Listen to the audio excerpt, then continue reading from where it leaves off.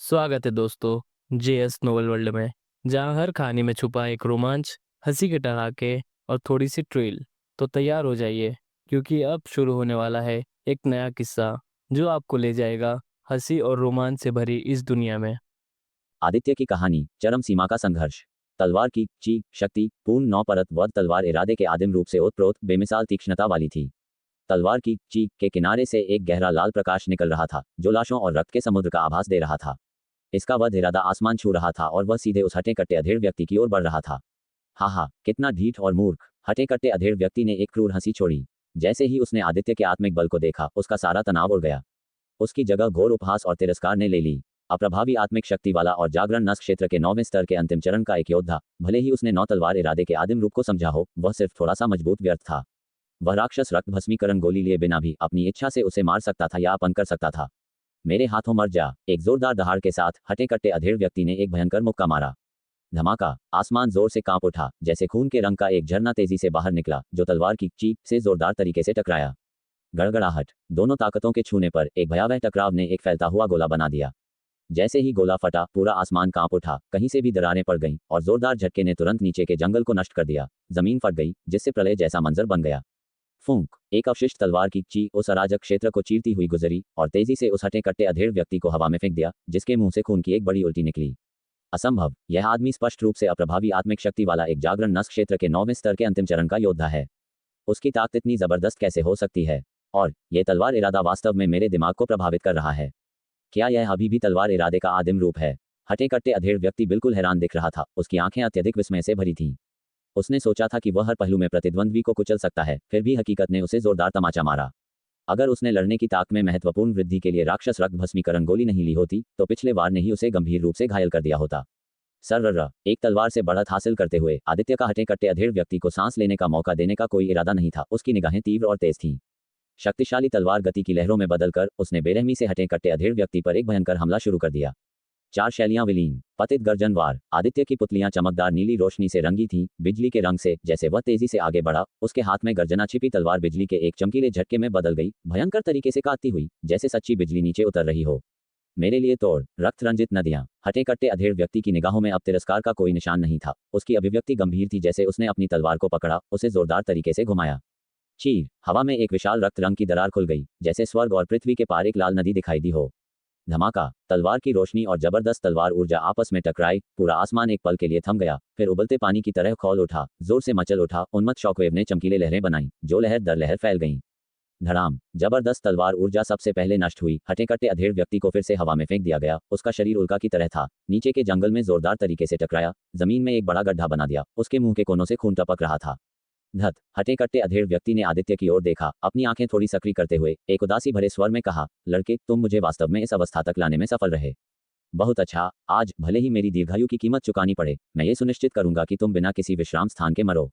उसके चेहरे पर एक क्रूर नजर चमकी। जैसे हटे कट्टे अधेड़ व्यक्ति ने अपने पूरे शरीर में मूल ऊर्जा को तेजी से हिलाया, उसके पीछे एक 5 सितारा भालू राक्षस आत्मिक बल प्रकट हुआ। फिर उसके पूरे शरीर में गहरे लाल रंग की रक्त रेखाएं दिखाई देने लगी। उसकी रक्त ऊर्जा जोर से बढ़ी। उसकी त्वचा में दरारें दिखाई दी, जैसे खून और रक्त ऊर्जा विलीन हो गए, जिससे रक्त ऊर्जा और भी ज्यादा चिपचिपी और चमकदार लाल हो गई। खून की लपटें चक्कर काटने लगी।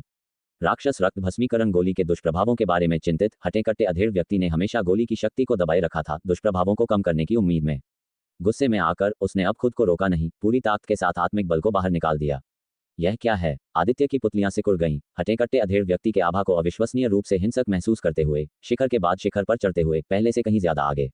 रक्त रंजित नदियां। अपनी आभा के शिखर पर हटे कट्टे अधेड़ व्यक्ति की खून के रंग की निगाहों ने शून्य के माध्यम से 2 अवशिष्ट इंद्रधनुषों को खींचा। तुरंत आदित्य पर लॉक हो गया, एक भयंकर तलवार का वार करते हुए।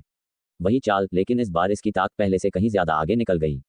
स्वर्ग और पृथ्वी में भयंकर तलवार ऊर्जा ने 10 जंग चौड़ी एक खून के रंग की दरार को फाड़ दिया, हवा को लगातार विस्फोटों में संपीड़ित किया।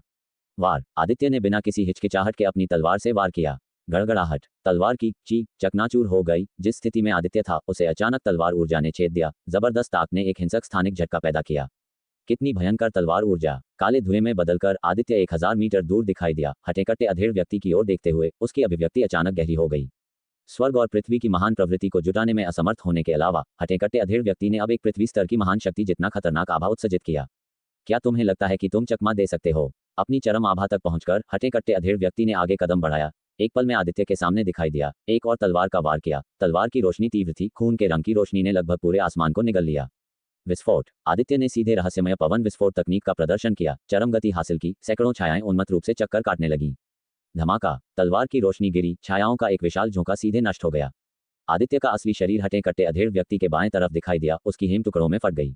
सितारा डूबना। एक हल्के आवेश के साथ आदित्य ने अपनी तलवार उठाई और जोरदार तरीके से वार किया। स्वर्ग और पृथ्वी में 100 मीटर तक फैली हुई एक विशाल तलवार की चीख उभरी। धमाका। अचानक पकड़े जाने पर हटे कट्टे अधेड़ व्यक्ति मुश्किल से तलवार को रोकने के लिए उठा सका। उसका शरीर एक उल्का की तरह नीचे गिरा, जंगल के एक बड़े क्षेत्र को नष्ट कर दिया, जमीन पर एक गोल गड्ढा छोड़ दिया। धड़ाम। मलबे उड़ गए। हटे कट्टे अधेड़ व्यक्ति का रूप खंडहरों से उभरा, उसकी गहरे लाल रंग की आंखें आदित्य पर टिकी थीं। ये बेकार है। राक्षस रक्त भस्मीकरण गोली लेने के बाद मेरी ताकत एक पृथ्वी स्तर की महान शक्ति के बराबर है। आज तुम्हारे पास मौत के अलावा कोई रास्ता नहीं है। आदित्य ने बिना डरे ठंडे लहजे में जवाब दिया। ऐसी अमृत गोली के महत्वपूर्ण दुष्प्रभाव होते हैं, तुम इसे कब तक बनाए रख सकते हो? रक्त भस्मीकरण गोली का प्रभाव ज्यादा से ज्यादा 1/4 घंटे तक ही रह सकता है, इससे पहले कि उपयोगकर्ता रक्त रहित हो जाए और गंभीर रूप से कमजोर हो जाए। इस राक्षस रक्त भस्मीकरण गोली का प्रवर्धन रक्त भस्मीकरण गोली से कहीं ज्यादा था। स्पष्ट रूप से इसके बहुत बड़े दुष्प्रभाव थे, जिसके बारे में आदित्य अच्छी तरह से जानता था। हे हटे कट्टे अधेड़ व्यक्ति ने एक ठंडी हंसी छोड़ी और ठंडे लहजे में कहा, तुम होशियार हो। दुर्भाग्य से इससे पहले कि दुष्प्रभाव भड़क उठें, तुम पहले ही बिना किसी कब्र के मर चुके होगे। तो चलो इंतजार करते हैं और देखते हैं। मुझे उम्मीद है कि जब तुम्हारा समय आएगा तो तुम अभी भी उतने ही हठी होगे। धमाका। अब और देरी नहीं करना चाहते हुए हटे कट्टे अधेड़ व्यक्ति ने सीधे एक भयंकर हमला शुरू कर दिया। तलवार के बाद तलवार पागलपन से आदित्य पर वार कर रहा था। खून के रंग की तलवार ऊर्जा जोरदार तरीके से तबाह कर रही थी, हर वार में पहाड़ों को चीरने की गति थी। धमाका धमाका धमाका। आदित्य लगातार रक्षा में अपनी तलवार पकड़े रहा, हर टकराव उसे जबरदस्त ताकत के नीचे उड़ा रहा था। उसकी बांह सुन्न हो गई थी, उसके पूरे शरीर में रक्त ऊर्जा मचल रही थी। वास्तव में भयंकर। आदित्य अंदर से कांप उठा। धुंध छाया कदम को अनियमित तरीके से चकमा देने के साथ निष्पादित कर रहा था, जबकि अपने दिमाग में रणनीतियों पर विचार कर रहा था। सोच रहा था, क्या मुझे रक्त भस्मीकरण गोली लेनी चाहिए?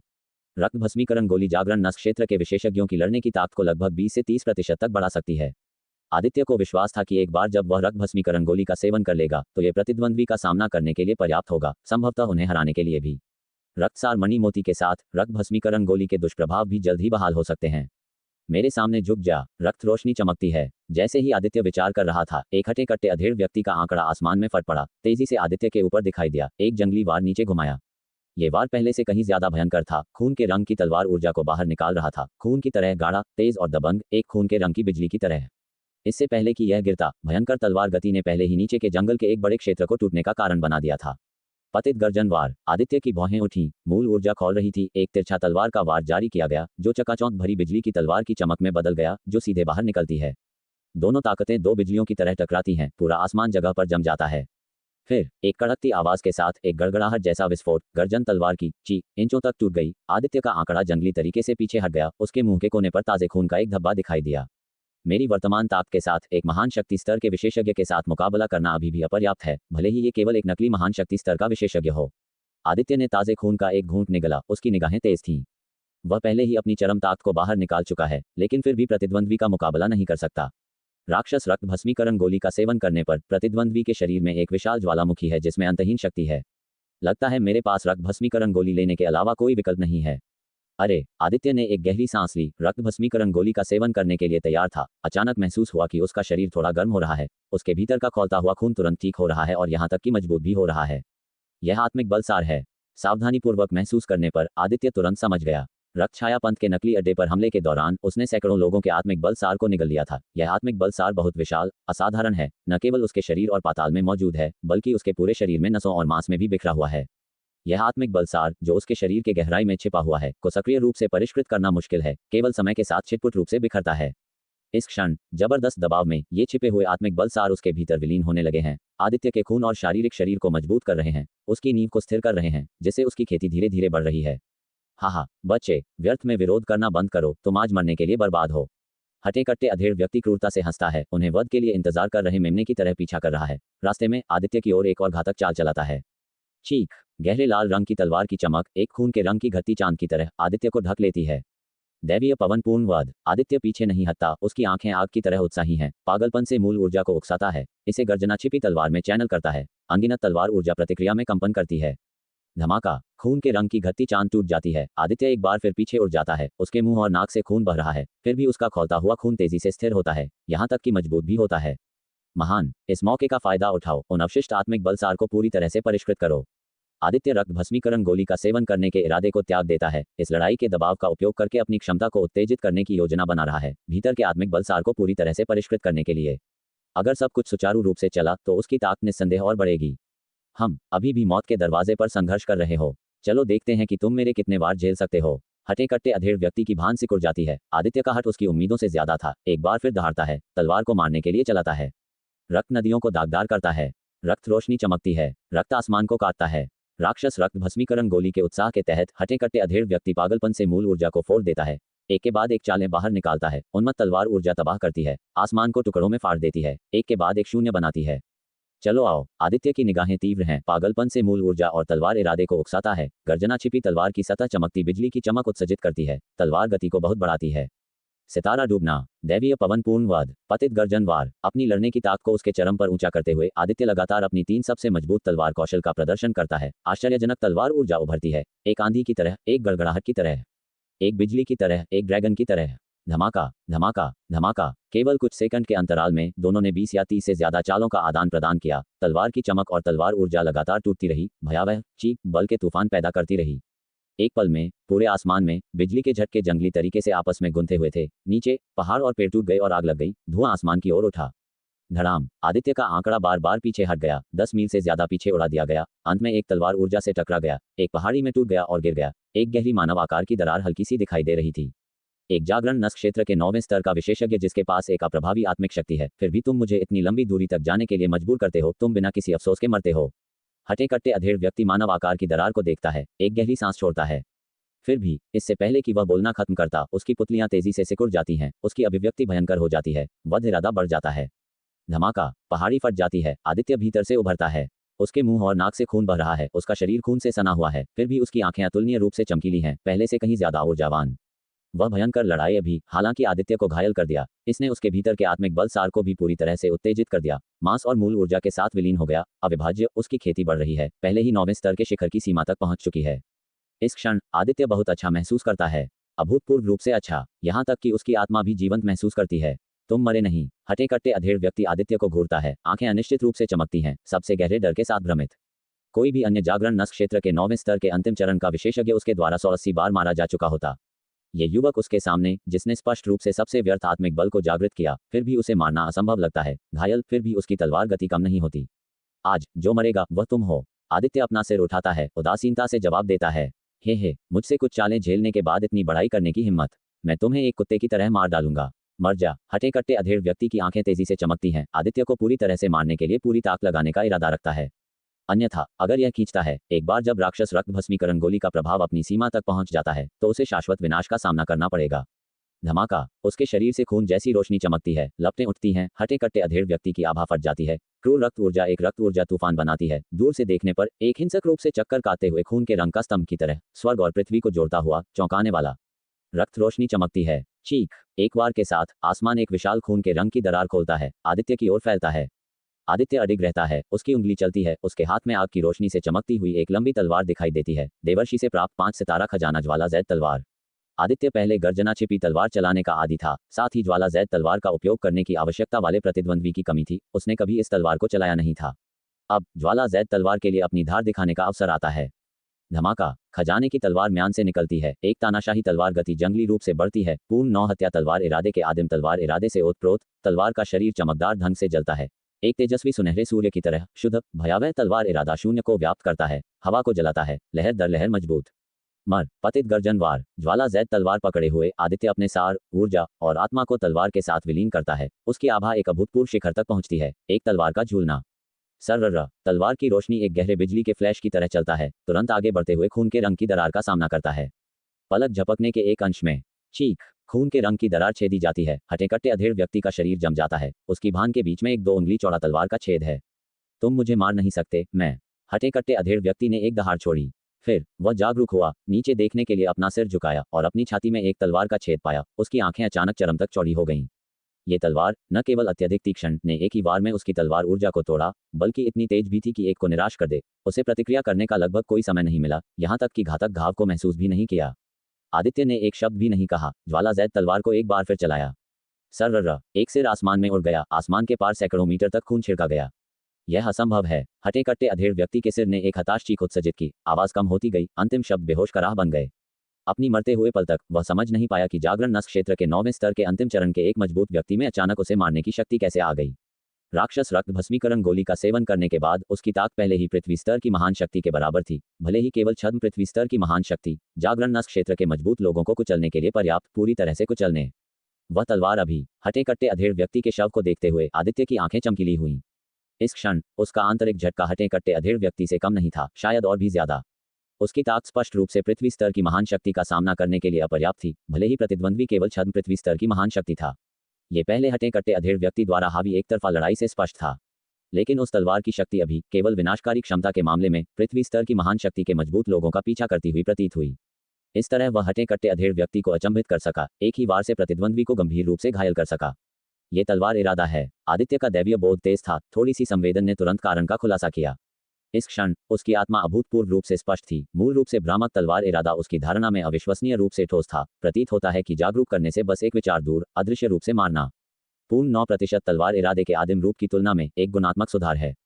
हालांकि यह अभी तक भ्रम को वास्तविकता में बदलने के क्षेत्र तक नहीं पहुंचा है। इसे सच्चा तलवार इरादा नहीं माना जा सकता, केवल आधा कदम तलवार इरादा।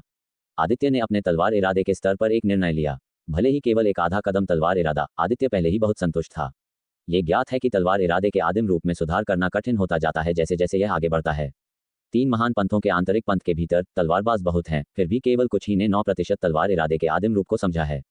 जहां तक आधा कदम तलवार इरादे वाले तलवारबाजों का सवाल है, जहां तक वह जानता है, वर्तमान में एक भी नहीं है। ये छोटा आधा कदम कुछ ऐसा है जिसका कई तलवारबाज सपना देखते हैं फिर भी कभी हासिल नहीं करते। ज्वाला जैद तलवार का धन्यवाद। इसमें कोई आश्चर्य नहीं कि हर बार जब एक उच्च सितारा स्तर की खजाने की तलवार दिखाई देती है तो यह अक्सर खून के तूफान का कारण बनती है। एक कामयाब खजाने की तलवार एक तलवारबाज के लिए बहुत महत्वपूर्ण है। यह एक तलवारबाज का दूसरा जीवन है। अपने हाथ में ज्वाला जैद तलवार को देखते हुए आदित्य खुद को आह भरने से नहीं रोक सका। इस बार आधा कदम तलवार इरादे को सुचारू रूप से समझने में सक्षम होने के कारण जीवन और मृत्यु की लड़ाई द्वारा लाई गई वृद्धि ने निश्चित रूप से एक महत्वपूर्ण भूमिका निभाई और ज्वाला जैद तलवार ने भी समान रूप से एक प्रभाव डाला। हालांकि 4 सितारा खजाना गर्जना छिपी तलवार ने उसके तलवार इरादे के प्रदर्शन को अदृश्य रूप से प्रतिबंधित कर दिया। ज्वाला जैद तलवार ने उसके तलवार इरादे पर बाधाओं को पूरी तरह से खोल दिया। तलवार निकालने के क्षण में उसे एक भ्रम भी हुआ, जैसे उसका शरीर और तलवार एक में विलीन हो गए, लाशों के पहाड़ों और खून के समुद्र के एक दृश्य में परिवर्तित हो गए, केवल वध के शुद्ध विचार बचे थे।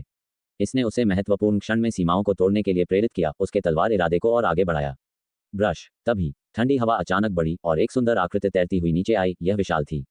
हटे कट्टे अधेड़ व्यक्ति के शव को देखकर विशाल की सुंदर आंखें चली गईं और आदित्य की ओर देखा। इस व्यक्ति ने राक्षस रक्त भस्मीकरण गोली का सेवन किया। उसकी ताकत पहले ही पृथ्वी स्तर की महान शक्ति के बराबर थी, फिर भी तुम उसे मार सकते थे। और भयंकर लड़ाई के दौरान अपनी सीमाओं को तोड़ा, अपने तलवार इरादे को और आगे बढ़ाया। विशाल ने बहुत पहले ही अपनी लड़ाई समाप्त कर ली थी और जैसे ही वह इस तरह चली, उसके दिल में कई संदेह और जिज्ञासाएं थीं। आदित्य को हटे कट्टे अधेड़ व्यक्ति को मारने देना यह देखने के लिए था कि आदित्य की सीमा क्या थी और वह ऊंचे आसमानों में छिपी हुई थी, नीचे सब कुछ चुपचाप देख रही थी। विशाल को यह देखकर पहले ही बहुत झटका लगा था कि आदित्य हटे कट्टे अधेड़ व्यक्ति का सामना करने के लिए संघर्ष कर रहा था, जब उसने राक्षस रक्त भस्मीकरण गोली का सेवन किया और पूरी ताकत के साथ फट पड़ा। जागरण नस्क क्षेत्र के 9वें स्तर के अंतिम चरण के साथ छद्म पृथ्वी स्तर की महान शक्ति का सामना करना, ऐसी बात उसने विशाल देव साम्राज्य में कभी नहीं देखी थी। बस जब विशाल ने सोचा कि आदित्य अपनी सीमा तक पहुंच गया है और मदद करना चाहती थी, अप्रत्याशित रूप से आदित्य का तलवार इरादा लड़ाई में अचानक टूट गया। एक तलवार से हटे कट्टे अधेड़ व्यक्ति को गंभीर रूप से घायल कर दिया, प्रतिद्वंद्वी को पूरी तरह से मार डाला। कुछ दिन पहले उसने अपनी आंखों से देखा था आदित्य पूर्ण 9% तलवार इरादे के आदिम रूप को समझता है, और अब इतनी जल्दी फिर से सफलता। इसने विशाल को अपने दिल में एक अवास्तविकता की भावना महसूस कराई। इसने उसे ये भी गहराई से महसूस कराया कि तलवार दाव में आदित्य की प्रतिभा असाधारण थी, हर किसी की उम्मीदों से परे। ये कहना शायद उचित है कि वह पूरे विशाल देव साम्राज्य के भीतर एक तलवार दाव प्रतिभा है, जो प्रचंड मेघपंथ के विक्रम से कहीं आगे निकल गया है। झनकार। अपनी तलवार को उसकी म्यान में लौटाते हुए आदित्य ने हाथ बढ़ाया और इशारा किया। हटे कट्टे अधेड़ व्यक्ति की तलवार और भंडारण अंगूठी ली, फिर एक मुस्कान के साथ विशाल की ओर मुड़ा और कहा, तो विशाल दीदी जानती थी कि मैं उसका मुकाबला नहीं कर सकता, फिर भी मुझे उसे मारने दिया। आदित्य की निगाहों का सामना करते हुए विशाल ने टालमटोल नहीं की, सीधे कहा, तुम रहस्यों से भरे हो। वास्तव में मैं इस मौके का फायदा उठाना चाहती थी कि तुम्हारी सच्ची ताकत क्या है। इसके अलावा तुम्हारा वध तलवार इरादा वध और मृत्यु से पैदा होता है। एक जीवन और मृत्यु की द्वंद्व तुम्हारे तलवार दाव खेती के लिए कई फायदे हैं, और यहाँ तक कि तुम्हारी खेती के लिए सबसे उपयुक्त शॉर्टकट भी कहा जा सकता है। आदित्य ने सिर हिलाया। इस अवधि में उसने कई लड़ाइयां अनुभव की थी, फिर भी कोई भी इस मुठभेड़ के लाभों की तुलना में नहीं थी। विशाल ने हटे कट्टे अधेड़ व्यक्ति के शव को देखा, जारी रखा, इस लड़ाई में तुम उसे मार सकते थे। तुम्हारी ताक की वृद्धि एक पहलू है, लेकिन इसलिए भी कि वह बहुत लापरवाह था, अन्यथा यह इतना सुचारू नहीं होता। सच्ची पृथ्वी स्तर की महान शक्ति अपने उपयोग के लिए स्वर्ग और पृथ्वी की महान प्रवृत्ति को नियंत्रित कर सकती है। उनकी लड़ने की ताकत उससे कहीं ज्यादा मजबूत है। तुम्हें इस लड़ाई के कारण पृथ्वी स्तर की महान शक्ति को कम नहीं आंकना चाहिए, अन्यथा जो हारेगा वह केवल तुम ही होगे। आपके परामर्श के लिए धन्यवाद विशाल दीदी। मैं किसी को कम नहीं आंकूंगा। आदित्य निश्चित रूप से समझ गया, इस लड़ाई में भाग्य का एक तत्व था। अगर हटे कट्टे अधेड़ व्यक्ति ने उसे कम नहीं आंका होता तो वह अंतिम तलवार प्रतिद्वंद्वी को गंभीर रूप से घायल करना मुश्किल होता और ये लड़ाई इतनी जल्दी समाप्त नहीं होती। हालांकि आदित्य को विश्वास था, जब तक उसका तलवार इरादा और आगे बढ़ता है, एक तलवार इरादा स्तर का तलवारबाज बन जाता है। वह तलवार इरादे के वर्चस्व के साथ, यहाँ तक कि सच्ची पृथ्वी स्तर की महान शक्ति उसके पास लड़ने की योग्यता होगी। विशाल दीदी, रक्त बड़े का क्या हुआ? आदित्य को रक्त छाया पंथ के महान शक्ति स्तर के मजबूत व्यक्ति की याद आई। बेशक, जो सबसे महत्वपूर्ण है वह प्रतिद्वंद्वी पर खेती तकनीक है। मैंने उसे पकड़ लिया। विशाल मुनि पास के एक पहाड़ की चोटी की ओर जा रही थी। आदित्य जल्दी से पीछे चला गया। मूल रूप से हरे भरे पहाड़ की चोटी अब बर्फ की तरह सफेद दिखाई दी। सब कुछ जमा हुआ एक बर्फीले बर्फ के पहाड़ में परिवर्तित ठंडी आभा ने आदित्य की त्वचा को ठंडा महसूस कराया। दोनों शिखर पर पहुंचे। यहाँ ऊंचे बर्फ के नुकीले खड़े थे। केंद्र में सबसे बड़ा 10 गज से ज्यादा चौड़ा था और रक्त बड़े को भीतर जमा कर दिया गया था। इस दृश्य को देखकर आदित्य प्रभावित हुए बिना नहीं रह सका। ये रक्त बड़ा एक स्वर्गीय स्तर की महान शक्ति था। राक्षस रक्त भस्मीकरण गोली का सेवन करने के बाद उसकी ताकत बढ़ गई, फिर भी वह अभी भी विशाल द्वारा कम प्रयास के साथ यहाँ सील कर दिया गया था। ये वास्तव में जबरदस्त है, बहुत जबरदस्त। क्या आप चाहते हैं कि मैं इस कहानी को आगे बढ़ाऊं या आप किसी विशेष बिंदु पर ध्यान केंद्रित करना चाहेंगे? बर्फीले प्रिज्म के भीतर जमा हुआ रक्त महंत अब खून से लथपथ था, यहाँ तक कि उसका एकमात्र बचा हुआ बायां हाथ भी गायब था, जो ये बताता था कि विशाल के साथ पिछली लड़ाई कितनी भयंकर रही होगी।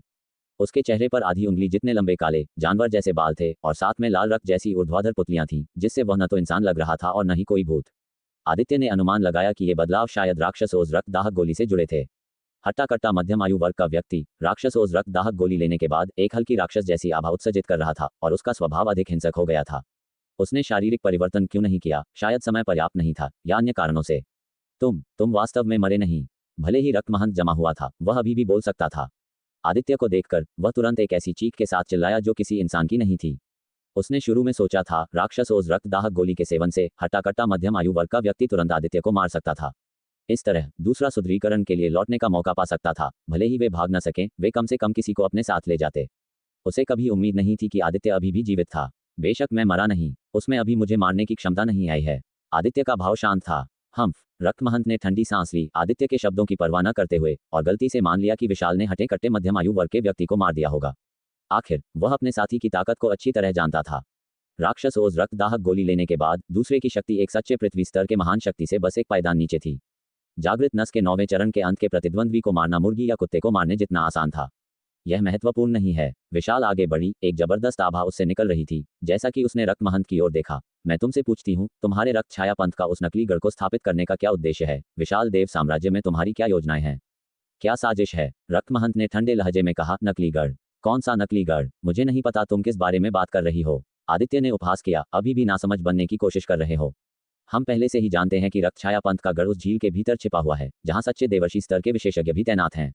उनमें से एक कभी महान रक्तकाक देवर्षि भी हैं। ये सुनकर रक्त महंत चौंक गया। तुम रक्तकाक देवर्षि के बारे में कैसे जानते हो? उसके वाक्य के बीच में उसने तुरंत खुद को संभाला, गंभीरता से कहा, चूंकि तुम पहले से ही इतने स्पष्ट हो, फिर भी मुझसे क्यों पूछ रही हो? लगता है तुम बोलने की योजना नहीं बना रहे हो। विशाल का स्वर शांत था, लेकिन उसकी आंखों में एक ठंडक चमक उठी जब उसने अपनी उंगली उठाई, हल्के से कहा, कोई बात नहीं, हमारे पास बहुत समय है। फूसस। एक विस्मय में आदित्य ने एक हड्डियां गला देने वाली ठंड महसूस की, जैसे कि पूरी दुनिया जमने वाली हो। अगले ही पल विशाल की उंगली की नोक से एक भयावह ठंडी शक्ति निकली, जो रक्त महंत की ओर इशारा कर रही थी। कड़कड़ाने की आवाजें सुनाई दी और विशाल बर्फ के प्रिज्म के भीतर से अनगिनत बर्फीली क्रिस्टल धाराएं अचानक उभरी। ये बर्फीली क्रिस्टल धाराएं बाल जितनी पतली थीं, रक्त महंत के मांस में सर्पिल रूप से छेद कर रही थीं, अंदर पागलपन से मरोड़ रही थीं। एक पल में दिल दहला देने वाली चीख गूंज उठी। वे बर्फीली क्रिस्टल सांसें उसके शरीर में घुस गईं, हजारों कीड़ों की तरह उसके मांस को काट रही थीं, और उनके द्वारा उत्सर्जित ठंडी आभा ने इस दर्द को 10 गुना 100 गुना बढ़ा दिया। आत्मा की गहराई तक पहुंचकर देवर्षि स्तर के रक्त महंत को एक दयनीय चीख निकालने के लिए मजबूर कर दिया। ये देखकर आदित्य खुद को निगलने से रोक नहीं पाया। आभारी था कि 7 रंगों वाले झरने पर विशाल ने उसके खिलाफ ऐसी विधि का उपयोग नहीं किया। फिर भी ये देखते हुए कि यह महिला कितनी खतरनाक थी, चीजें खत्म होने के बाद दूर रहना ही सबसे अच्छा होगा। अन्यथा अगर वह उसकी नाराजगी को भड़काता है तो वह केवल उसकी दया पर हो सकता है। रुको, तुरंत रुको, मैं बोलूंगा। जैसे ही आदित्य विचारों में खोया हुआ था, रक्त महंत अब और सहन नहीं कर सका, दया की भीख मांगने लगा। रक्तछाया पंथ स्वयं मजबूत के कमजोर पर हावी होने के विश्वास को कायम रखता था। शिष्य छोटी उम्र के साथ बुरी तकनीकों का अभ्यास करते थे, भोग विलास और स्वार्थ में जीते थे, स्वाभाविक रूप से दूसरों के भाग्य की परवाह नहीं करते थे। पहले वह चुप रहा, केवल समय के लिए टालमटोल कर रहा था, अपने हितों के लिए एक अवसर की तलाश कर रहा था। अब यातना को सहन करने में असमर्थ रक्तमहंत ने तुरंत आत्मसमर्पण कर दिया। विशाल रुक गई और उदासीनता से कहा, बोलो, अगर कोई छल हुआ तो मैं तुम्हें 10 गुना अधिक दर्द दूंगी। ये सुनकर रक्तमहंत का शरीर थोड़ा कांप उठा। उसने एक गहरी सांस ली और बांस की नली से दाने उड़ेलने की तरह उसे पता चली जानकारी उगलना शुरू कर दिया। जैसा कि आदित्य ने अनुमान लगाया था, घेरा हुआ गढ़ केवल रक्तछाया पंथ द्वारा स्थापित एक छलावा था जो झील के नीचे वास्तविक गढ़ को छिपा रहा था। उनका उद्देश्य चुपके से विशाल देव साम्राज्य की प्रमुख शक्तियों को विकसित करना और धीरे धीरे कमजोर करना और घुसपैठ करना था। अंततः उस पर पूर्ण नियंत्रण हासिल करने का लक्ष्य था। विशाल ने वास्तविक रक्तछाया पंथ गढ़ की ताकत के बारे में पूछताछ की। सत्य को झूठ से छिपाने के लिए जागृत नस्लों के अधिकांश शक्तिशालियों का उपयोग तोप के चारे के रूप में किया गया था, जिन्हें पिछली लड़ाई में बलिदान कर दिया गया था, जिससे वास्तविक गढ़ में केवल कुछ 100 जागृत नस्ल के अंतचरण के विशेषज्ञ, दर्जनों महान शक्ति स्तर के विशेषज्ञ और 2 अर्धदेवर्षी स्तर के विशेषज्ञ बचे थे। 2 देवर्षी स्तर के विशेषज्ञ, आदित्य ने उन्हें पहले देखा था, वे ठीक प्रभुतु और रक्तकाक देवर्षी थे।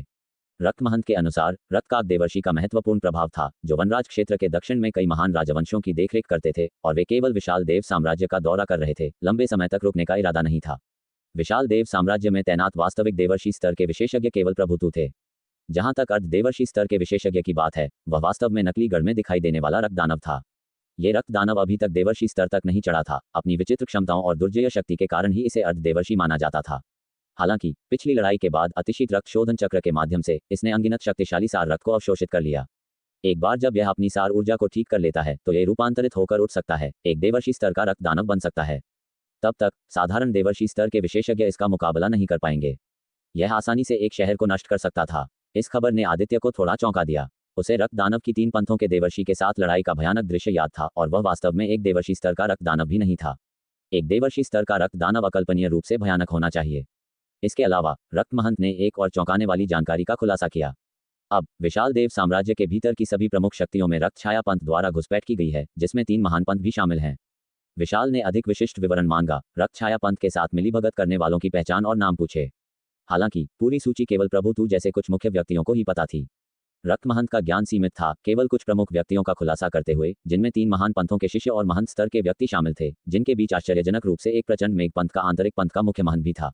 इस रहस्योद्घाटन ने विशाल और आदित्य दोनों को काफी हिला दिया। आंतरिक पंथ के मुख्य महंतों का 3 महान पंथों के भीतर महत्वपूर्ण दर्जा होता था, और ऐसे व्यक्तियों के दलबदल करने का तथ्य यह दर्शाता था कि रक्तछाया पंथ की घुसपैठ कितनी गहरी हो गई थी। आदित्य को कुछ याद आया। उसने पूछा, सूर्यवंशी पंथ का शिष्य जयमिन, जिसने तुम्हारे नकली गढ़ की खोज की थी, क्या वह तुम्हारे रक्तछाया पंथ के सदस्यों में से एक था? इसमें कोई आश्चर्य नहीं कि आदित्य को ऐसा संदेह हुआ। रक्तछाया पंथ ने एक नकली गढ़ स्थापित किया था, यहाँ तक कि रक्तदानव को पोषित करने के लिए अतिशीत रक्त शोधन चक्र को सावधानीपूर्वक स्थापित किया था, जिसके लिए एक उपयुक्त क्षण की आवश्यकता थी जब इसकी खोज की जाए। ये व्यक्ति स्वाभाविक रूप से उनके अपने में से एक होना सबसे अच्छा था। सूर्यवंशी पंथ का शिष्य जयमिन। रक्तमहंत ने थोड़ा विचार किया और आगे कहा, मुझे इसके बारे में यकीन नहीं है। प्रभुतु को छोड़कर जो सब कुछ देखता है, हम सभी स्वतंत्र रूप से कार्य करते हैं, केवल अपने स्वयं के कार्यों के लिए जिम्मेदार होते हैं। मैंने जयमिन के बारे में नहीं सुना है। आदित्य ने सिर हिलाया। जयमिन कोई विशेष रूप से महत्वपूर्ण व्यक्ति नहीं है, इसलिए दूसरे पक्ष के पास इसे छिपाने का कोई कारण नहीं है। जहां तक जयमिन के रक्तछाया पंथ में दलबदल करने की बात है, इससे कोई फर्क नहीं पड़ता। वैसे भी वह जल्द ही दूसरे पक्ष को उनके रास्ते पर भेज देगा। इस समय रक्तमहंत ने आदित्य और विशाल की ओर देखा, विषय बदलते हुए, क्या तुम उन देशद्रोहियों की सूची के बारे में पूछ रहे हो क्योंकि तुम उन सभी को जड़ से उखाड़ फेंकने का इरादा रखते हो? एक भयावह मुस्कान के साथ रक्तमहंत ने सिर हिलाया और आगे कहा, मैं तुम्हें सलाह देता हूं कि तुम अपने प्रयासों को बर्बाद न करो। स्पष्ट रूप से कहें, सबसे बड़े राजवंशों के उत्तर में पूरा वनराज क्षेत्र नहीं, पूरा पूर्वी महाद्वीप कई बल पहले से ही हमारे रक्तछाया पंथ के नियंत्रण में है। यहाँ तक कि विशाल चोल साम्राज्य, जिसे तुम चट्टान की तरह मजबूत मानते हो, उसमें भी हमारे रक्तछाया पंथ के लोग हैं। ये सुनकर आदित्य चौंके बिना नहीं रह सका। विशाल चोल साम्राज्य वनराज क्षेत्र के उत्तर में सबसे मजबूत राजवंश है। उस समय विशाल चोल महारानी अद्वितीय थी और विशाल चोल सीमाओं के भीतर रक्तछाया पंथ बलों को पूरी तरह से समाप्त कर दिया था। इस महान महारानी को अनुपस्थित हुए कितना समय हो गया है, और अब विशाल चोल साम्राज्य में रक्तछाया पंथ में दलबदल करने वाला कोई है? विशाल की सुंदर आंखें झिलमिला उठी। स्पष्ट रूप से अंदर कुछ गड़बड़ी दिखाई दे रही थी। हा, रक्तमहंत ने हंसना जारी रखा। विशाल चोल महारानी अतीत की बात है। जल्द ही हमारे रक्त सम्राट रक्तछाया पंथ के नेता एक बार फिर सर्वोच्च शासन करेंगे। तब रक्तछाया पंथ निश्चित रूप से वनराज क्षेत्र और यहाँ तक कि पूरे पूर्वी महाद्वीप पर हावी हो जाएगा। यह एक अजेय प्रवृत्ति है। समझदार लोग जानते हैं कि सही चुनाव कैसे करना है। केवल तुम दोनों के साथ इस जबरदस्त प्रवृत्ति को रोकने की कोशिश करना एक चींटी के पेड़ को हिलाने की कोशिश करने जैसा है। अनगिनत लोग हर पल हमारे रक्त छाया पंथ के सामने आत्मसमर्पण कर रहे हैं, और यहाँ तक कि जब हम बात कर रहे हैं, कौन जानता है कि कितने हमारे रक्त छाया पंथ में शामिल हो रहे हैं। तुम कितने को मार सकते हो? रक्त महंत ने बार बार उपहास किया, फिर उनकी ओर देखा और अपना स्वर नर्म किया। जो समय को समझते हैं वे शानदार होते हैं। तुम दोनों में काफी ताकत है। अगर तुम हमारे रक्त छाया पंथ में शामिल हो जाते हो तो तुम्हें निश्चित रूप से अच्छे उपयोग में लाया जाएगा। तब चाहे वह धन, औषधि की गोलियां, सितारा स्तर के खजाने, या आत्मा स्तर के खेती की तकनीक और मार्शल आर्ट, या यहाँ तक कि आत्मा स्तर से ऊपर हो, सब कुछ आसान पहुंच के भीतर होगा। जब हमारा रक्त छाया पंथ भविष्य में पूर्वी महाद्वीप को जीत लेगा तो तुम मेधावी योगदानकर्ता होगे और फिर कभी केवल शिष्यों के रूप में दूसरों के अधीन नहीं रहना पड़ेगा। अगर तुम चाहो तो पूरे विशाल देव साम्राज्य पर शासन करना सिर्फ एक मामूली बात है। खासकर तुम। रक्त महंत ने आदित्य की ओर देखा। तुमने एक अप्रभावी आत्मिक शक्ति को जागृत किया और यहाँ तक आना वास्तव में आसान नहीं है। लेकिन एक अप्रभावी आत्मिक शक्ति अंततः अभी भी एक अप्रभावी आत्मिक शक्ति है और इसकी क्षमता अंततः अपनी सीमा तक पहुंच जाएगी। हमारे रक्त छाया पंथ में शामिल हो जाओ और हमारे पास विशेष गुप्त तकनीकें हैं जो तुम्हारी आत्मिक शक्ति को पोषित कर सकती हैं। रक्त महंत ने लगातार एक शर्त पेश की जिसे वह अदम्य मानता था। आखिरकार जो लोग एक अप्रभावी आत्मिक शक्ति को जागृत करते हैं वे एक आत्मिक शक्ति को पोषित करने का सपना देखते हैं, कोई भी कीमत चुकाने को तैयार होते हैं और कोई भी ऐसे प्रलोभन का विरोध नहीं कर सकता। आदित्य की निगाहें झिलमिला उठीं। एक आत्मिक शक्ति को पोषित करने के लिए एक गुप्त तकनीक। कौन सी गुप्त तकनीक? वास्तव में वह ललचाया था। उसकी आत्मिक शक्ति पोषित होने से पहले ही इतनी क्षमता के साथ।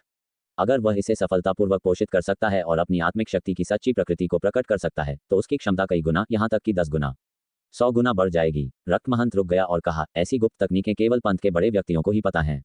स्वाभाविक रूप से मैं नहीं जानता। तो तुम नहीं जानते? आदित्य को थोड़ी निराशा हुई। रक्त महंत ने जल्दी से कहा, चिंतित होने की आवश्यकता नहीं है। तुमने एक अप्रभावी आत्मिक शक्ति को जागृत किया, फिर भी तुम यहाँ तक आ गए हो, अपनी क्षमता साबित कर रहे हो। जब तक तुम हमारे रक्त छाया पंथ में शामिल होते हो और अपनी स्थिति की रिपोर्ट करते हो, निश्चित रूप से बड़े व्यक्ति रुचि लेंगे और तुम्हें आत्मिक शक्ति को पोषित करने की गुप्त तकनीक सिखाएंगे। विशाल, जो चुप रही थी, अंततः आदित्य की ओर देखा और शांति से पूछा, तुम्हारी क्या राय है? क्या तुम रक्त छाया पंथ में शामिल होना चाहते हो? आदित्य ने सिर हिलाया। मैं इसे और कैसे देख सकता हूँ? यह आदमी बस हमारे लिए पाई बना रहा है। जो भी धन, औषधि की गोलियां या खजाने और गुप्त मैनुअल, वे भ्रम से ज्यादा कुछ नहीं है। रक्त छाया पंथ के देवर्षि स्तर की महान शक्ति के बीच एकमात्र छोटे से व्यक्ति के रूप में उसके पास इतने बड़े अधिकार कैसे हो सकते हैं? भले ही यह सच हो तो क्या? उन दिनों जब रक्त छाया पंथ अपने चरम पर था, उसके शिष्यों के बाहर हर कोई पृथ्वी पर नरक में रहता था। अनगिनत निर्दोष दुखद रूप से मर रहे थे। रक्त छाया पंथ में शामिल होने का चुनाव निस्संदेह दुष्टों की मदद करना है, अपनी कब्र खोदना है। हर एक व्यक्ति जो रक्त छाया पंथ में दल बदल करता है, मरने के लायक है। विशाल के साथ इतना समय बिताने के बाद आदित्य कुछ हद तक उसके व्यक्तित्व और स्वभाव को समझ गया। विशाल अत्यधिक महत्वाकांक्षी है और उसने अकेले रक्त छाया पंथ के गढ़ में घुसपैठ करने की हिम्मत भी की। वह कोई ऐसी व्यक्ति नहीं है जो आसानी से समझौता करे, इसलिए उसे पूछना कि क्या वह रक्त छाया पंथ में शामिल होगा, स्वाभाविक रूप से उसका वास्तविक इरादा नहीं है, बल्कि शायद उसका परीक्षण कर रही है। दूसरी ओर रक्त छाया पंथ के शिष्यों के कर्मों को देखने के बाद आदित्य सहज रूप से पंथ से असहज महसूस करता है। वह निश्चित रूप से नहीं चाहता कि उसके पिता, दादा और अन्य लोग रक्त छाया पंथ की छाया में रहें, हर दिन चिंतित और भयभीत रहें। आदित्य का निर्णायक उत्तर सुनकर विशाल की आंखें चमक उठी और उसके होठों पर एक दुर्लभ हल्की मुस्कान दिखाई दी। रक्त महंत का चेहरा बदल गया, ये सोचकर कि जब विशाल ने पूछा तो उम्मीद थी, लेकिन आदित्य के दृढ़ और निर्णायक उत्तर ने उसकी आखिरी उम्मीद बुझा दी, जिससे वह चिंतित होकर कहने लगा, क्या तुम्हें आत्मिक शक्ति को पोषित करने की गुप्त तकनीक नहीं चाहिए? ध्यान से सोचो, एक अप्रभावी आत्मिक शक्ति के साथ तुम कभी भी अपशिष्ट के शीर्षक से छुटकारा नहीं पाओगे। भले ही तुम्हारी वर्तमान ताकत अच्छी हो, एक बार जब तुम चतुर्ध्रुव रहस्य लोक को तोड़कर पृथ्वी स्तर की महान शक्ति बन जाते हो तो तुम्हें स्वर्ग और पृथ्वी के महान प्रवृत्ति से जुड़ने के लिए अपनी आत्मिक शक्ति की आवश्यकता होगी, और एक अप्रभावी आत्मिक शक्ति तुम्हारी खेती को अत्यंत कठिन बना देगी। इसके अलावा तुम चतुर्ध्रुव रहस्य लोक को भी नहीं तोड़ पाओगे। क्या तुम जीवन भर जागृत नस्लोक के शक्तिशाली बने रहना चाहते हो? जीवन भर एक अपशिष्ट? रक्त महंत ने अनिच्छुक चीखों की एक श्रृंखला निकाली। उसे कभी उम्मीद नहीं थी कि आदित्य जैसा इतना छोटा लड़का इतनी आकर्षक शर्तों को अस्वीकार कर देगा। खुद से ईमानदार होने के लिए अगर उसने एक अप्रभावी आत्मिक शक्ति को जागृत किया होता और एक आत्मिक शक्ति को पोषित करने की थोड़ी सी भी उम्मीद होती तो वह इसे प्राप्त करने के लिए किसी भी हद तक जाता, भले ही बाकी सब कुछ खो जाए। आदित्य ने उपहास किया, मैं स्वाभाविक रूप से आत्मिक शक्ति को पोषित करने की गुप्त तकनीक चाहता हूँ। हालांकि जो कुछ भी मैं, आदित्य, चाहता हूँ मैं उसे खुद से प्राप्त करूंगा। इसे खुद से प्राप्त करोगे? हा हा हा। रक्त महंत उपहासपूर्वक हंसा। क्या तुम जानते हो कि आत्मिक शक्ति को पोषित करने की गुप्त तकनीकों में महारत हासिल करने वाले बड़े व्यक्ति किस क्षेत्र में हैं? वे तुम्हें एक उंगली से हजारों बार कुचल सकते हैं। धमाका। इससे पहले कि रक्त महंत अपनी बात पूरी कर पाता, प्रिज्मेटिक बर्फ का खंभा जिसने उसे जमा दिया था अचानक बिखर गया। उसका पूरा शरीर तुरंत टुकड़ों और खंडों में विभाजित हो गया। दो कुचली हुई आंखें चौड़ी होकर घूर रही थीं, जो अनिच्छा और भ्रम से भरी थीं। तुम बहुत ज्यादा बात करते हो। विशाल ने धीरे से सिर हिलाया। आदित्य विशाल की त्वरित कार्रवाई से चौंक गया। उसने पूछा, विशाल दीदी, बस उसे इस तरह मारना, क्या ये बुरा नहीं होगा? ऐसा नहीं था कि उसने मारना अनुचित समझा, बल्कि दूसरे पक्ष को जीवित छोड़ना उपयोगी हो सकता था। विशाल ने सिर हिलाया, उसे केवल इतनी ही बुद्धिमत्ता पता होनी चाहिए। इसके अलावा उसने एक गुप्त तकनीक का अभ्यास किया जो उसे अपने उत्पत्तिसार रक्त को आत्मविनाश करने की अनुमति देती है। अभी उसे रोकना आसान नहीं था।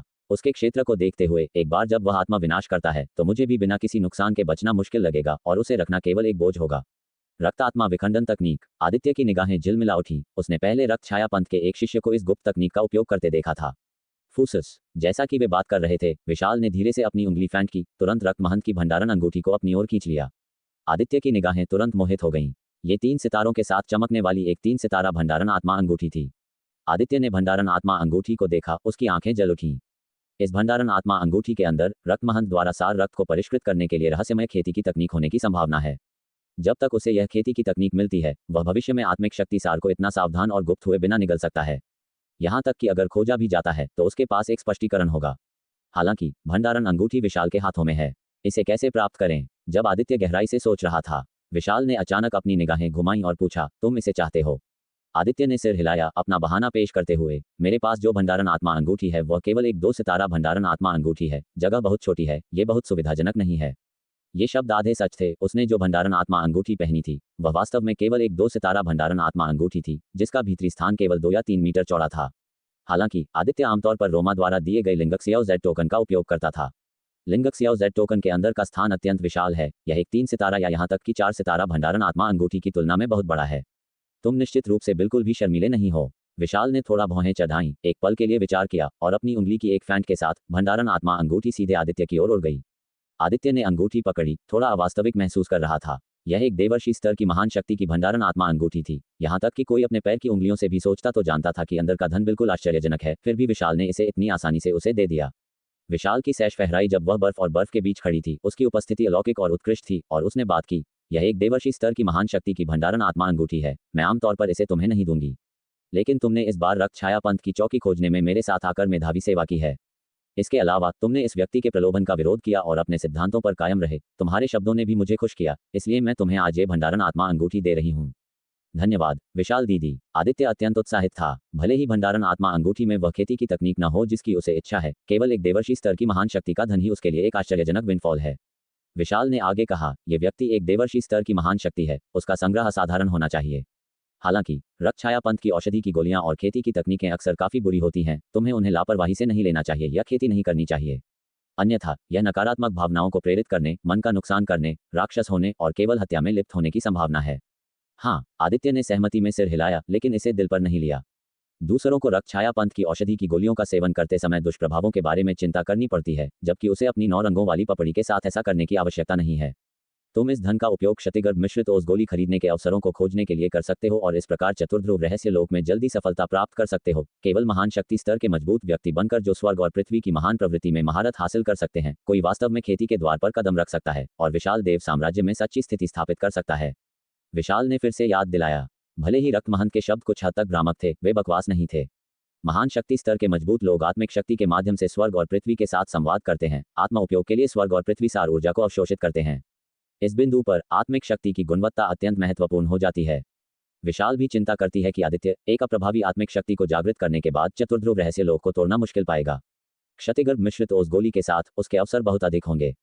क्षतिगर्भ मिश्रित ओस गोली के बारे में सोचते हुए विशाल थोड़ी रुक गई और आगे कहा, तुमने इस बार रक्त छाया पंथ की चौकी की खोज की है। यह एक महान योग्यता है। जब सब कुछ सुलझ जाता है तो मैं तुम्हारे लिए एक इनाम के लिए प्रयास करूंगी, निश्चित रूप से जयमिन के लिए उसे कम नहीं। धन्यवाद विशाल दीदी। आदित्य बोलने ही वाला था कि वह अचानक चौंक गया और छोटे शहर की दिशा में देखा, कोई आ रहा है। छोटे शहर की दिशा में 4 या 5 लोग इस ओर जल्दबाजी कर रहे थे। पहले की धरती को हिला देने वाली लड़ाई ने पहले ही शहर के लोगों को चिंतित कर दिया था। केवल इसलिए कि लड़ाई बहुत तीव्र थी, साथ ही विशाल द्वारा रखी गई जंगली हवा और बर्फ ने दृश्य को बाधित कर दिया। किसी ने भी लापरवाही से पास आने की हिम्मत नहीं की। अब जब सब कुछ शांत हो गया है तो कई लोग जांच करने के लिए साहपूर्वक आए हैं। चलो चलें, हमें पहले यहाँ से निकल जाना चाहिए। विशाल ज्यादा ध्यान आकर्षित नहीं करना चाहती थी, इसलिए उसने तुरंत अपना हाथ हिलाया। एक लंबा बर्फ और बर्फ का सांप दिखाई दिया, उसे और आदित्य को ले जा रहा था। आकाश में चढ़ गया और उड़ गया। आने वाले लोग सभी जागृत नस्लोक में ताकत रखने वाले थे और उन्होंने इस दृश्य को दूर से देखा। वह व्यक्ति छायादेवी पंथ के 10 महान सच्चे शिष्यों में से विशाल जैसा लगता है। विशाल के बगल में जवान लड़का कौन है? वह बहुत जवान दिखता है। ये लड़का निश्चित रूप से भाग्यशाली है। विशाल छायादेवी पंथ की एक प्रसिद्ध सुंदरता है, देश विनाशक और शहर तोड़, और एक सच्चा शिष्य है। अनगिनत युवा प्रतिभाएं उसके साथ एक शब्द बोलने का सपना देखेंगी और यह व्यक्ति वास्तव में विशाल के साथ इतनी करीब से चलता है। ईर्ष्या मत करो, सुंदरता आपदा है, पर्याप्त ताकत के बिना स्वर्ग की इतनी पसंदीदा लड़की के बगल में चलना केवल अपने ऊपर परेशानी लाएगा। 3 महान पंथों के बीच विशाल के प्रति आसक्त प्रतिभाओं की कोई कमी नहीं है। हाँ, ये वास्तव में है। हंसी के बीच वे पर्वत शिखर के पास पहुंच गए थे। जमीन पर लड़ाई के निशान देखकर कुछ ने गहरी सांस ली। 10 मील से अधिक के क्षेत्र में पर्वत शिखर ढह गए, नदियां टूट गईं, जमीन हर जगह दरारों के साथ सफेद रंग से ढकी हुई थी। ये लंबे समय से अपने मूल स्वरूप में नहीं था। आकाश के ऊपर बर्फ और बर्फ का विशाल सांप अपना सिर और पूंछ लहराता था और साथ में लहराता था। जहां ये गुजरता था, महीन बर्फ बिखरी हुई थी। विशाल दीदी, रक्षाया पंथ की चौकी पहले ही मिल चुकी है, अब हम आगे क्या करते हैं? आदित्य खुद को पूछने से नहीं रोक सका। विशाल ने थोड़ा विचार किया और कहा, चलो इसे अभी के लिए सार्वजनिक न करें, कहीं ऐसा न हो कि हम दुश्मन को सतर्क कर दें, जिससे पिछली बार की तरह फिर से विफलता हो जाए। मैं पहले देवर्षि वनराज को सूचित करूंगी और चर्चा के बाद हम पाठ्यक्रम तय करेंगे। आदित्य की ओर देखते हुए विशाल ने कहा, तुम अभी के लिए इस मामले में हस्तक्षेप करने से परहेज करो, खासकर रक्षाया पंथ की हमारे 3 महान पंथों में घुसपैठ के संबंध में किसी से इसका उल्लेख न करें। तुम ताकत में बहुत कमजोर हो, इस मामले के परिणाम सहन करना मुश्किल है, बोलने से केवल अपने ऊपर आपदा आएगी। इसके अलावा यह अभी भी स्पष्ट है कि कितने लोगों ने धोखा दिया है। इन लोगों को एक बार में पकड़ने के लिए सावधानीपूर्वक योजना बनाना आवश्यक है। आदित्य ने सिर हिलाया, विशाल के कहे बिना भी वह इसमें हस्तक्षेप नहीं करेगा। यहाँ तक कि प्रचंड मेघ पंथ के मुख्य महंतों ने भी धोखा दिया है, जो ये दर्शाता है कि रक्षाया पंथ का हाथ कितनी दूर तक पहुंचता है। एक बार जब लोगों को पता चलता है कि वह इस मामले में शामिल है, तो वे देशद्रोही उसे खत्म करने के लिए लंबाई तक जाएंगे और रक्षाया पंथ के विशेषज्ञ उसे नहीं बख्शेंगे, जिससे अंतहीन पीछा होगा। उसकी ताकत प्रगति कर रही है, किसी भी जागृत नस्ल के मजबूत व्यक्ति से निडर है, लेकिन कौन गारंटी दे सकता है कि पीछा करने वाले महान शक्ति स्तर के मजबूत व्यक्ति नहीं होंगे? विशाल ने आदित्य को पीला देखकर कहा, तुम गंभीर रूप से घायल हो, चलो पहले आराम करने के लिए जगह ढूंढते हैं। आदित्य ने मना नहीं किया। हटे कट्टे मध्यम आयु वर्ग के व्यक्ति के साथ लड़ाई साधारण लग रही थी, लेकिन अत्यंत खतरनाक थी। हर बार सीधे सामना करना लगभग मौत का सामना करने के बराबर था। बाहर कोई चोट नहीं लग रही थी, फिर भी आंतरिक रूप से गंभीर रूप से क्षतिग्रस्त था। शुक्र है उसने वज्र छिपाव 3 स्वर्ग का अभ्यास किया, जिससे उसके शरीर में बहुत सुधार हुआ, अन्यथा वह अधिक गंभीर रूप से घायल होता। शूश, बर्फ और बर्फ का विशाल सांप तेज हो गया, ऊंची हवा में सर्पिल हो रहा था, पहाड़ और पानी के बगल में भूमि के एक टुकड़े में गोता लगा रहा था। एक दिन बीत गया। धीरे धीरे बहने वाली नदी के किनारे आदित्य ध्यान से निकला, खड़ा हुआ और नदी की सतह पर टकटकी लगाई, अपनी तलवार इरादे को चरम पर धकेल दिया। वार, अपनी तलवार खींचे बिना आदित्य ने नदी की सतह की ओर इशारा किया। एक तेज तलवार ऊर्जा आगे बढ़ी। सिजल, भले ही तलवार ऊर्जा साधारण लग रही थी, इसने तुरंत किलोमीटर चौड़ी लंबी नदी को 2 भागों में विभाजित कर दिया और तलवार इरादे से प्रभावित विभाजित नदी का पानी पीछे की ओर बह गया। एक स्पष्ट जल प्रवाह विशाल तलवार का निर्माण किया, जो सूरज की रोशनी के नीचे 7 रंगों की चमक उत्सर्जित कर रही थी, तेज और चमकदार। आगे आप आदित्य और विशाल की कहानी में क्या देखना चाहेंगे? क्या आप रक्षाया पंथ के असली ठिकाने पर आक्रमण या आदित्य के चतुर्ध्रुव रहस्य लोक में प्रवेश को देखना चाहेंगे? ठीक। तो दोस्तों, ये था आज का सफ़र जीएस नोवेल वर्ल्ड के साथ, जहाँ हर कहानी में होता है ट्विस्ट और थोड़ी सी मस्ती। अगर आपको मज़ा आया हो तो लाइक, शेयर और सब्सक्राइब करना ना भूलें। मिलते हैं अगले एपिसोड में। तब तक बने रहिए जीएस नोवेल वर्ल्ड के अद्भुत दुनिया के साथ।